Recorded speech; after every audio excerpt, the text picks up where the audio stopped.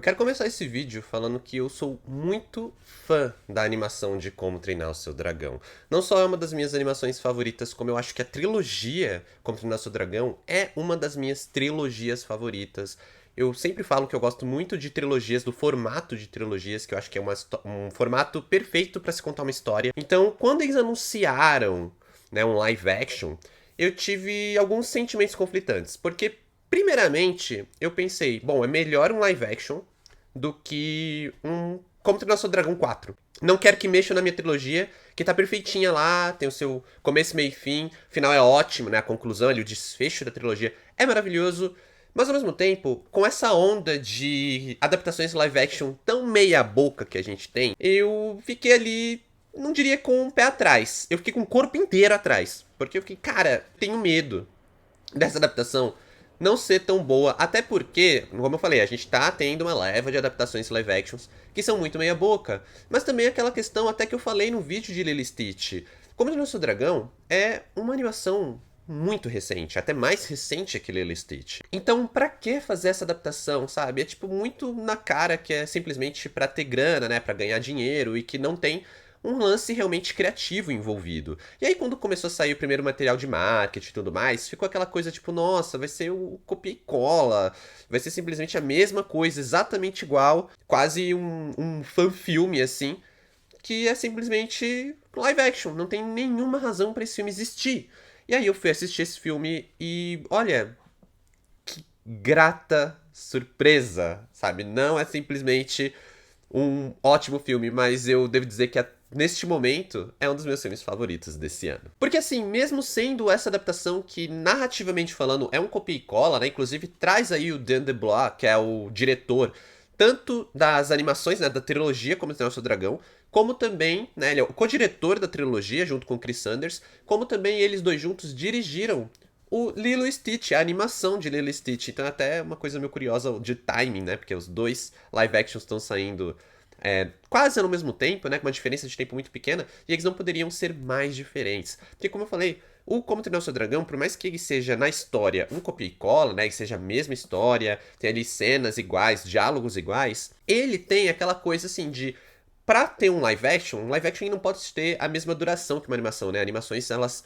costumeiramente são mais curtas. Então, a gente precisa ali de ter uma gordurinha extra, né? Os momentinhos ali pra ganhar tempo, né? Eles aprofundam questões que existem na animação sem necessariamente precisar, né, criar coisas muito novas, mas também sem trazer aquela adaptação que desconstrói completamente o material original. Então, sim, Como Treinar Seu Dragão em live action é exatamente a mesma história da animação, mas também, sim, é suficientemente diferente pra gente ter um filme bom, um filme que tem o seu valor enquanto uma obra nova, uma obra diferente e que vale a pena porque ela não apenas mantém a essência, mas ela engrandece a essência da animação de Como Treinar o Seu Dragão e torna tudo isso não só mais grandioso, mas também épico. Épico em um nível realmente de ser um filmaço ali de Vikings, de ter uma história maneira que a gente já conhece, mas que ao ser recontada, ela é recontada de uma maneira que aproveita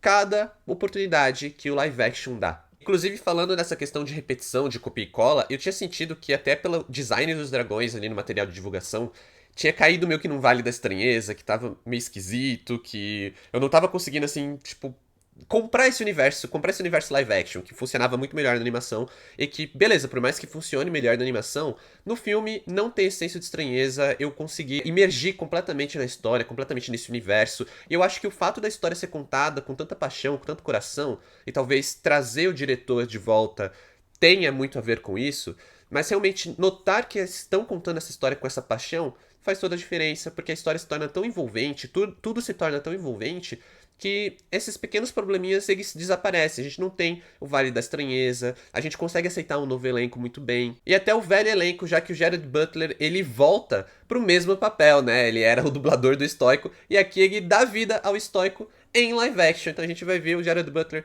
vivendo o mesmo personagem de novo, que eu fiquei até meio incomodado, né, quando anunciaram, mas que quando eu vi aqui, não, funcionou muito bem. Aliás, todo o elenco tá muito bom, principalmente o elenco adulto ali, o Nick Frost também como Bocão, muito divertido, sabe? Aquela coisa de você ver o ator e você conhece esse ator de algum lugar. E aí quando caiu a ficha, eu falei, putz, ficou muito perfeito. Que acerto de elenco, sabe? A história é exatamente igual. O que faz realmente diferença aqui é a forma como ela é contada, no sentido não só de você trazer, como eu falei, pequenos momentinhos pra aprofundar um ou outro personagem, mas realmente por trazer uma direção ali que aproveita essa possibilidade do live action pra fazer algumas cenas, trazer uma beleza que eles não tinham feito da animação. Não é nenhuma questão de ser mais ou menos bonito do que a animação, sabe? Mas realmente aproveitar a oportunidade que, já que vai fazer um live action, já que vai ter um live action, fazer isso de uma forma realmente boa, realmente grandiosa. Mas antes de eu continuar falando de como treinar o seu dragão, eu quero só me apresentar para quem ainda não me conhece. Aqui quem fala é o Adam, sejam bem-vindos ao meu canal. Aproveita para se inscrever se você for novo por aqui, deixa também um like nesse vídeo, que vai me ajudar bastante, vai impulsionar o meu trabalho para muito mais gente, vai falar pro YouTube que esse vídeo é bom com like, é rapidinho, vai me ajudar pra caramba. Eu tô sempre falando de filmes aqui no YouTube, lançamentos no cinema, lançamentos no streaming também. Se você gosta de cultura pop, séries, livros, coisas que eu não falo aqui, vale me seguir nas outras redes sociais, o arroba está aqui na tela e os links na descrição do vídeo, também onde eu tô sempre postando o que eu tô assistindo, então vocês vão ter uma noção ali de tudo que eu consigo assistir e que nem sempre eu trago aqui pro YouTube. Mas bora aí continuar falando de Como Treinar Seu Dragão, filme dirigido pelo Dan DeBlois, e que é esse live action que foi a grande surpresa pra mim até agora, porque assim, eu não botava nenhuma expectativa nisso aqui, e olha, me surpreendeu demais. E muito disso se deve realmente à direção do Dan DeBlois, né? Como eu falei, ele é o diretor que eu conheço pela trilogia Como Treinar Seu Dragão, na trilogia animada, pelo Lilo e Stitch, mas eu não conhecia muito o trabalho dele com live action, e aqui, que é o meu primeiro contato com o trabalho dele em um filme live action, eu fiquei muito surpreso de como a direção dele é boa. E a direção dele é boa não apenas porque ele tá ali trabalhando o lance de contar uma história de uma forma boa, mas realmente porque ele tem algumas ideias bem inspiradas, ao meu ver. Coisas como o momento onde ele, por exemplo, cria uma rima visual entre o Soluço e o Banguela, né? O Soluço tentando escalar uma parede, aí quando ele vai botar a mão, você vê a pata do Banguela, porque ele também tá tentando escalar em outro lugar. Tem todo o trabalho também de fotografia que eu acho interessante, seja na forma como ele trabalha a profundidade de campo em alguns momentos, pra gente ver as reações do Banguela, ou os ângulos nos rostos dos atores pra valorizar a emoção dos atores, né? Então é uma coisa que a gente não tem tanto na animação, porque ali a gente não tem a presença, né, física dos atores, a gente não tá vendo o rosto do elenco, mas aqui a gente tem. Então ele faz isso, ele valoriza muito isso, dessa troca da relação entre o estoico e o soluço, ou o soluço e a Astrid. Todo o trabalho de cor que eu acho muito bonito aqui, que é algo que é uma crítica recorrente do público aos atuais filmes de Hollywood, né? Que parece que tudo tá sem cor, parece que tá sempre tudo chapado. Inclusive o próprio Lilo e Stitch sofre um pouco com isso, né, das cores dos personagens. O Stitch tá lindo, mas no geral as cores meio estranhas. E aqui não, aqui as cores são todas valorizadas. Tem uma cena de aurora boreal que é lindíssima. E talvez o que mais me pegou aqui foram as cenas de voo. Nossa, como as cenas são bem dirigidas, ao meu ver. Eu tenho uma coisa com cenas de voo, então presto muita atenção nisso, eu acho muito legal, porque me envolve muito. E aqui tem toda aquela construção do Soluço, do Banguela, deles meio que irem ficando amigos, e aí eles começam a fazer, né, tentar o voo, e aí aquilo nunca tá 100% até o momento que está. Nossa, como é lindo essa cena, eu fiquei emocionado, eu chorei com isso, assim, eu fiquei muito emocionado com esse momento, e eu acho muito lindo o trabalho de câmera que ele faz nisso, as cenas são muito legais, aquele tipo de coisa que você compra que existe, sabe? Você sabe que você tá assistindo algo completamente fantástico, né? Completamente ali de fantasia, mas nesse momento não existe, porque a emoção é muito real. E é muito bonito isso, eu acho que tudo isso é um baita acerto da direção do Dan DeBlois. Eu acho que acerta muito nessa questão, por exemplo, de composição de momentos, né? Apesar dos momentos, a gente reconhecer momentos que estão na animação, ou diálogos que estão na animação, o filme, ele vai além de parecer que ele tá só imitando o que a gente já assistiu. E eu acho que isso faz toda a diferença na experiência. E algo que também ajuda muito pra isso é o texto, né? O trabalho de roteiro ali, que como eu falei, dá umas aprofundadas em alguns personagens, realça alguns momentos. Então uma coisa que eu gostei muito, por exemplo, foi o trabalho com a Astrid, né? A Astrid, na animação, ela é uma personagem completamente destemida, sabe? Que, tipo, parece que ela não cede em nada, ela não tem medo. E aqui no filme, ela é tudo isso, mas além disso, o filme também, por algumas linhas de diálogo, consegue aprofundar ela, mostrando que ela tem toda uma ambição, que ela quer ser líder dos Vikings, que ela tem essa intenção porque a vida dela não é fácil, então ela fala ali pro Soluço, né, tipo, você é filho do líder da aldeia, então você tem tudo fácil, enquanto, tipo, dá a entender que ela passa por certas dificuldades, então tudo isso, beleza, são pequenos detalhes que são suficientes para engrandecer aspectos que, por si, né, vão engrandecendo a história, vão engrandecendo o filme num geral. E gosto muito também, outro aspecto nesse sentido, é de como eles usam a cultura viking, né? Porque a gente sabe que eles são vikings da animação, mas aqui ele tem esse trabalho de brincar um pouco com a aldeia, brincar um pouco com essa questão de falar da aldeia viking, uma crítica que existiu, né, na internet, e a gente sabe o porquê, foi da atriz escolhida para Astrid, porque ela é negra, então tem toda uma questão ali de,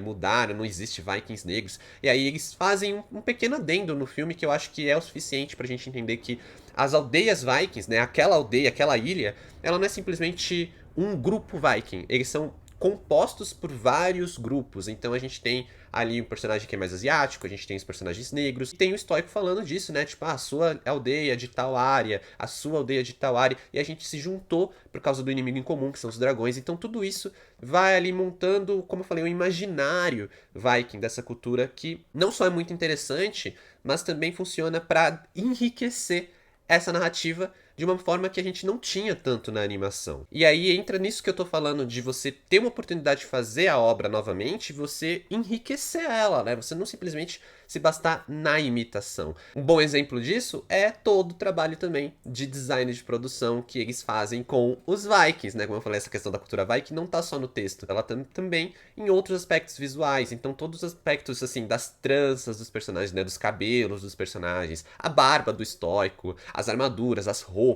tudo isso são detalhezinhos, é como eu falei, são vários detalhes, são pequenas coisas que vão mudando, pequenas coisinhas que vão fazendo uma diferença, vão engrandecendo, mas que quando elas se somam no final das contas, fazem com que a gente tenha um baita filme. E aí eu acho que é isso que faz muita diferença, você ter a oportunidade de fazer de novo o filme e você fazer um negócio épico, você fazer um negócio grandioso, até porque essa história, ela tem a margem para você fazer algo épico. E falando de épico, eu preciso ressaltar aqui o trabalho com a trilha sonora, que eu já acho a trilha sonora do filme lindíssima. Eu estou arrepiado só de lembrar. Não sei se dá pra ver, mas eu estou arrepiado só de lembrar, porque eu já acho a trilha sonora da animação linda. A trilha sonora é magnífica.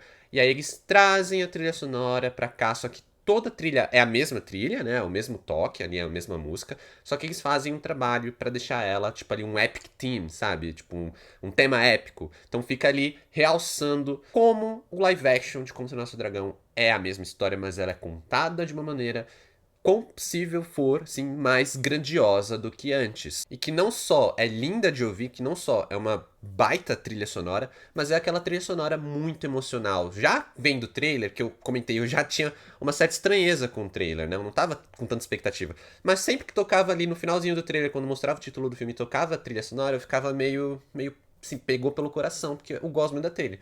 No filme, chorei. Maravilhoso. Esse é mais um dentre todos esses elementos que eu falei que justificam essa refilmagem em live action justamente pela paixão dos envolvidos, né? Mostra que todo mundo ali, dos atores, ao diretor, aos roteiristas, ao pessoal da trilha sonora, todo mundo ali queria realmente entregar algo que fosse fizesse jus ao trabalho da animação e que fosse assim tão grandioso quanto, que fosse tão impactante quanto e que fosse realmente aquela coisa de vamos dar um produto que vai agradar aos fãs da animação, mas também apresentar algo que possa ser uma porta de entrada para uma nova geração, para um novo público que ainda não conhece e que vai, claro, entrar em contato com a trilogia. Pra mim, funcionou demais. Pra mim foi um filme que eu saí completamente impressionado. Eu acho melhor do que basicamente todos os últimos live actions que a Disney fez ali desde o Aladdin. O Aladdin foi um dos que eu gostei mais, assim, tudo que veio pra frente, até o Cruella que eu gostei bastante, mas todos esses pra mim ficam abaixo do trabalho realizado em Como Treinar o Seu Dragão. Inclusive, DreamWorks, confia, pode mandar mais, porque vocês criaram a base perfeita, que é um filme que tem a mesma base do original, né? Trabalha isso de uma forma muito bem, de uma forma super sólida, que dá sim pra criar ali uma continuação que vá ousar ainda mais, que vai conseguir expandir essa história ainda mais, sem necessariamente ser tão igual, mas ser tão bom quanto tanto as animações quanto esse primeiro filme. Pode mandar mais que eu já quero uma nova trilogia, que, nossa, cara, como eu gosto dessa história. Tô ansioso. Se vier com a mesma qualidade desse primeiro filme, eu tô muito feliz. Eu vou ficar muito feliz. Então, depois dessa declaração de amor toda, para Como Treinar o Seu Dragão, nota 9. É o filme que veio pra mostrar, assim, acho que não só pra mim, mas pra muita gente, que vale a pena você ter uma refilmagem live action, desde que feito ali pelas pessoas certas, com as razões certas, que beleza, vai ganhar grana, vai trazer a grana.